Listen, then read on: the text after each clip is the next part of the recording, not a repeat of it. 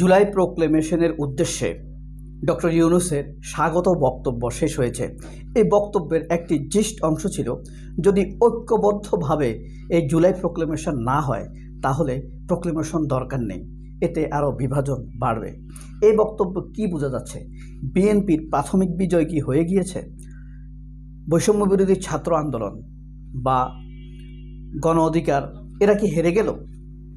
অথবা ছাত্র জনতা, বিপ্লবী ছাত্র জনতা যারা আন্দোলন করেছে তারা কি হেরে গেল? এবং এই ঘোষণার মাধ্যমে জুলাই প্রোক্লেমেশন, জুলাই গণ অভ্যুত্থানের যে ঘোষণা, এই ঘোষণার সাথে ঐক্যমত্য পোষণ না করে বিএনপি যে মনোভাব প্রকাশ করলো, এতে কি বোঝা যায় যে বিএনপি আন্দোলনকারীদের সাথে নেই? প্রশ্ন রাখলাম এটি আপনাদের কাছে, ভেবেচিন্তে অথবা ভিডিওটা একটু বন্ধ করে এই বক্তব্যটা আপনারা ভাবতে পারেন এবং তারপরে কমেন্ট বক্সে লিখতে পারেন যদি গুরুত্বপূর্ণ মনে করেন। হাসিনাকে যে তাড়ানো হয়েছে, সে যে পালিয়ে গিয়েছে, সারা বাংলাদেশ যে থই থই আনন্দে ভরে উঠেছে, এই আনন্দ আমি আমার জন্মে আর দেখিনি। সারা জাতি পা হারানো, দুঃখ পাওয়া, ব্যান্ডেজ বাঁধা, চোখ হারানো, রিক্সাওয়ালা, বিমানওয়ালা সবাই একসাথে হেসেছে। এই আনন্দ ভরা মুখ রাস্তায় বেরোলে খুশি ভরা, বুক থেকে পাথর নেমে যাওয়া হালকা একটি চেহারা, এই চেহারা আমি আর দেখিনি। এটি ঐক্যবদ্ধ একটি বিষয়, অর্থাৎ এই আন্দোলনে সারা জাতি ছিল এবং সেই আন্দোলনের জন্যই একটি প্রোক্লেমেশন দেয়া হচ্ছিল, ঘোষণাপত্র দেয়া হচ্ছিল। এই আন্দোলনের লক্ষ্য উদ্দেশ্য ঘোষণা যেখানে থাকবে, এই আন্দোলনের উদ্দেশ্যগুলো কিভাবে বাস্তবায়ন করবে, মানুষের দোরগোড়ায় কিভাবে এর সুবিধা নিয়ে যাবে। কিন্তু শুরু থেকেই বিএনপি কিন্তু এই প্রোক্লেমেশনকে ভালোভাবে নেয়নি, অর্থাৎ তারা এই আন্দোলন থেকে সরে গিয়েছে। এখন কথা হলো, আজকে যে সর্বদলীয় বৈঠক হচ্ছে, এটি একটি প্রতিশ্রুত সর্বদলীয় বৈঠক। কারণ এই ঘোষণাটি করা ছিল 31শে জুলাই, 26শে বা 27শে জুলাই ঘোষণা করা হয়েছে যে 31শে জুলাই ঘোষণা করা হবে, কিন্তু 31শে জুলাই হঠাৎ করে রাত 11টা থেকে 12টার মধ্যে সিদ্ধান্ত হয় এটি আলোচনা করে ঘোষণা করা হবে। সেই থেকে বিএনপির বিরোধ দূরত্ব শুরু। দূরত্বটা কোথায় আপনারা অনেকাংশে জানেন, কিছুটা স্বার্থগত, কিছুটা আদর্শগত, কিছুটা ক্রেডিট নেওয়ার। কারণ বিএনপির এখন যেসব নেতারা, যেমন মির্জা ফখরুল, জনাব রুহুল কবির রিজভী, মহামান্য মির্জা ফখরুল, ওনারা বা আপনার যে জনাব মির্জা আব্বাস, ওনারা যে বিরোধিতা করছেন, এই বিরোধিতা না করলে মানে বৈষম্য বিরোধী ছাত্র আন্দোলনের হাঁটুর বয়সী ছেলেফেলেদের কাছে তাদের মাথা দেখা যায় না, গলার টোন শোনা যায় না, বলার আর কিছু নাই। তো ধরেন বৈষম্য বিরোধী ছাত্র আন্দোলনের নেতারা বা বিপ্লবী ছাত্ররা যা করেছে, তার সাথে যদি বিএনপির সব লোক এক মত প্রকাশ করে, তাহলে দেখা যাবে বিএনপির আর লোক নেই। সুতরাং বিরোধিতা করা তাদের একটা দায়িত্ব। কে বিরোধিতা করলো? মির্জা আব্বাস। কে বিরোধিতা করলো? মহামান্য জনাব সাবেক সিপিবি মির্জা ফখরুল ইসলাম আলমগীর। কে বিরোধিতা করলো? জনাব ওহিদুজ্জামান। কে বিরোধিতা করলো? জনাব অমুক। যে কে বিরোধিতা করলো? জনাব রিজভী। তাহলে বোঝা যাবে হ্যাঁ অমুক অমুক বিএনপি করে। কিন্তু এই বিরোধিতা করতে গিয়ে, নিজেদের অস্তিত্বকে জানান দিতে গিয়ে আসলে তারা তরুণ প্রজন্ম থেকে কিন্তু সরে যাচ্ছে। এই ঐক্যহীনতা, ফাটলটাই ডক্টর ইউনূসের চোখে পড়েছে। ডক্টর ইউনূস ঘোষণা দিয়ে বলে দিয়েছেন, যদি ঐক্যবদ্ধভাবে ঘোষণা না হয় তাহলে দরকার নেই। এর জন্য তিনি 4টি কথা বলেছেন। 1, বিদেশিরা ভাববে তারা ঐক্যবদ্ধভাবে আন্দোলন করলেও স্বার্থগত কারণে তাদের ফাটল ধরেছে।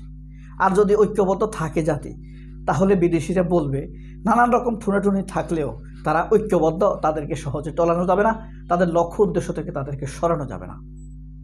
আর যদি এই জাতি ঐক্যবদ্ধ থাকে তাহলে লক্ষ্য অর্জনে তাদের বেশি সময় লাগবে না, বিদেশি দেশ স্থিতিশীল থাকবে, বিদেশি বিনিয়োগ সহজে আসবে। ঐক্যবদ্ধ থাকলে জাতি সম্মানিত হবে, বহিঃশক্তির কাছ থেকে এই জাতি সম্মান পাবে। আর সম্মানিত জাতি ধীরে ধীরে এগিয়ে যায়, সবাই সমীহ করে। অর্থ না থাকলেও শ্রীলঙ্কা কথা আপনি ভাবতে পারেন, যত কিছুই ঘটুক দেখেন তাদেরকে সমীহ করে।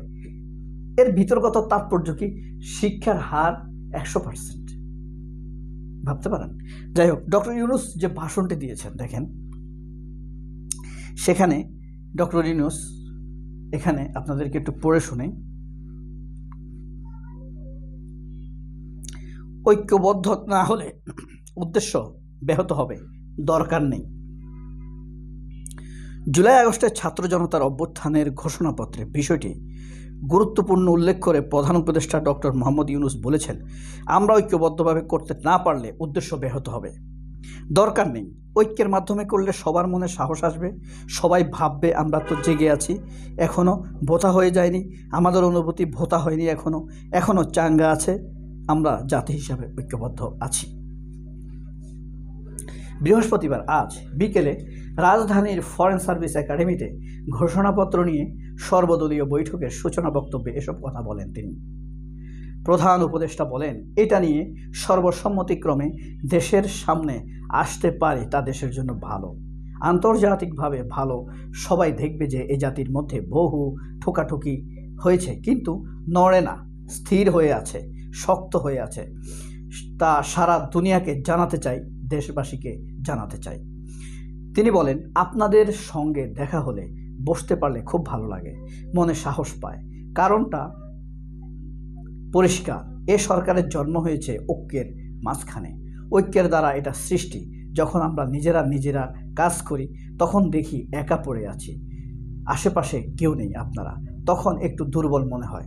যখন আবার সবাই একসঙ্গে দেখা করি, বসি, কথা বলি, তখন মনে হয় যে একতাবদ্ধ আছি, সবাই একসাথে আছি। এভাবেই আমাদের জন্ম, একতাবদ্ধই আমাদের শক্তি, একতাই আমাদের শক্তি। তিনি বলেন, যে লক্ষ্য নিয়ে, যে উদ্দেশ্য নিয়ে এ সরকার প্রতিষ্ঠিত হয়েছে, সে সরকার নতুন উদ্যম পায়, সবার সঙ্গে দেখলে প্রাণ সঞ্চার হয়। মাঝখানে একদিন ছাত্ররা এসে বলল তারা একটা ঘোষণাপত্র দিবে, আমাকেও সেখানে থাকতে হবে। বুঝতে চাইলাম কি ঘোষণাপত্র দিচ্ছে বলল, আমি বললাম এটা হবে না, আমার চাওয়াটা হবে না, তোমাদেরটা চাওয়াটা হবে না। ডক্টর মোহাম্মদ ইউনূস বললেন, আমরা যদি 5 আগস্টে ফিরে যেতে চাও, তোমরা যদি 5 আগস্টে ফিরে যেতে চাও, সেদিন পরিপ্রেক্ষিত যা হয়েছিল সেখানে রিক্রিয়েট করতে হবে, এটা করা যাবে না। ওই দিনের পুরো অনুভূতিটাই ছিল একতার অনুভূতি। কেউ বলে নাই তুমিও মুখ আমিও মুখ, কাজেই তোমরা করতে চাইলে সবাইকে নিয়েই করতে হবে, এটা পরিষ্কার, না হলে এটা ঠিক হবে না। তিনি বলেন, যে একতা দিয়ে তোমরা 5 আগস্ট সৃষ্টি করেছিলে সেটা অবমাননা হবে। তারা আমার কথাই খুব খুশি হয়নি, কিন্তু ক্রমেই তারা বুঝলো 5 আগস্ট রিক্রিয়েট করতে হলে এইভাবে করতে হবে। সেই কথা থেকে আজকের আলাপ শুরু, আলোচনা থেকে। কি সুন্দর কথা বলেছেন ইউনূস, খেয়াল করেছেন? ছাত্ররা তখন খুশি হয়নি। প্রধান উপদেষ্টা বলেন, আপনারা দোয়া করবেন, আমি যতদিন আছি এই একতা নিয়েই থাকব, কাজেই সেই পথেই আমাদের চলতে হবে। যখন আপনাদের সঙ্গে বসি তখন সেই সাহসটা দেন। আজকে আপনাদের দেখে খুব সাহসী মনে হচ্ছে। 5 আগস্টের কথা স্মরণ করে আমরা একতাবদ্ধ আছি, সেই একই সাথে কিভাবে মানুষের সামনে প্রকাশ করব, 5 আগস্টে রিক্রিয়েট করব, সেটি এখন আলাপের বিষয়বস্তু হবে। খুবই সুন্দর উদ্বোধনী বক্তব্য দিয়েছেন ডক্টর ইউনূস। বৈঠকে অংশ নিয়েছেন বিএনপির স্থায়ী কমিটির সদস্য সালাউদ্দিন আহমেদ, জামায়াতের সেক্রেটারি জেনারেল জনাব অধ্যাপক মিয়া গোলাম পারওয়ার, একজন জাতীয় নেতা। এই গোলাম পারওয়ার এবং সালাউদ্দিন আহমেদ দুইজনই জাতীয় নেতৃত্ব দেওয়ার মতো অসাধারণ নেতা। বাংলাদেশে কিন্তু এখন নেতৃত্ব খুব সংকট, তারেক রহমান তো দেশে নাই। যাই হোক, জাতিকে ঐক্যবদ্ধ করার মতো এই ক্যাপাসিটি তাদের আছে, ফর্মুলা তাদের আছে, এবং যত ইনগ্রিডিয়েন্ট তাদের মধ্যে আছে জাতিকে ঐক্যবদ্ধ। হয়তো তারা ষড়যন্ত্রের শিকার, কমিউনাল ডিভাইডেশনের শিকার, কিন্তু তাদের দুইজনের মধ্যে যে ম্যাটেরিয়ালস আছে, তারা জাতিকে ঐক্যবদ্ধ, যদিও দুইজন দুই দলের, কিন্তু ঐক্যবদ্ধ করার মতো ম্যাটেরিয়ালস তাদের মধ্যে আছে। জাতীয় নাগরিক কমিটির আহ্বায়ক নাসির উদ্দিন পাটোয়ারি ও সদস্য সচিব আক্তার হোসেন, বৈষম্য বিরোধী ছাত্র আন্দোলনের সদস্য সচিব আরিফ হোসেন সোহেল, মুখ্য সংগঠক আব্দুল হান্নান মাসুদ, গণসংহতি আন্দোলনের প্রধান সমন্বয়ক জোনায়েদ সাকি, রাষ্ট্র সংস্কার আন্দোলনের সমন্বয়ক হাসনাত কাইয়ুম, জাতীয় সমাজতান্ত্রিক দলের জেএসডি সাধারণ সম্পাদক শহীদউদ্দিন মাহমুদ স্বপন, খেলাফত মজলিসের মহাসচিব আহমদ আব্দুল কাদের, খুব ভালো নেতা, এবং 3 সদস্যের প্রতিনিধি দল গণ অধিকার পরিষদের সভাপতি নুরুল হক নূর, বাসদের মার্ক্সবাদী সমন্বয়ক মাসুদ রানা অংশগ্রহণ করে। সিপিবি এখানে আসে নাই।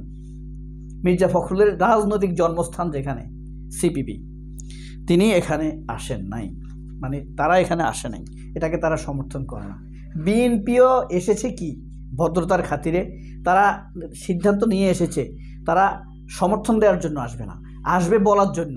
যতটুকু সময় দেওয়া হয়েছে ততটুকু সময় যথেষ্ট নয়, অর্থাৎ আরও সময় প্রয়োজন। এটাকে থামিয়ে দেওয়া অথবা পিছিয়ে নিয়ে যাওয়া, ভুলিয়ে দেওয়া, অসমর্থন করা অথবা গতিপথকে অন্যদিকে ঘুরিয়ে দেওয়া। ভারত চায় না, চায় যে আমরা প্রোক্লেমেশন ঘোষণা করি, চায় না। ভারত চায় আমরা ঐক্যবদ্ধ থাকি, চায় না। ভারত কি চায় ডক্টর ইউনূস আরও কিছুদিন ক্ষমতায় থাকুক? চায় না। কিন্তু অনির্বাচিতভাবে শেখ হাসিনা আরও 5 বছর থাকুক, এটা ভারত চায়। খেয়াল রাখতে হবে। সবাই অনেক ভালো থাকবেন। আল্লাহ হাফেজ। আসসালামু আলাইকুম।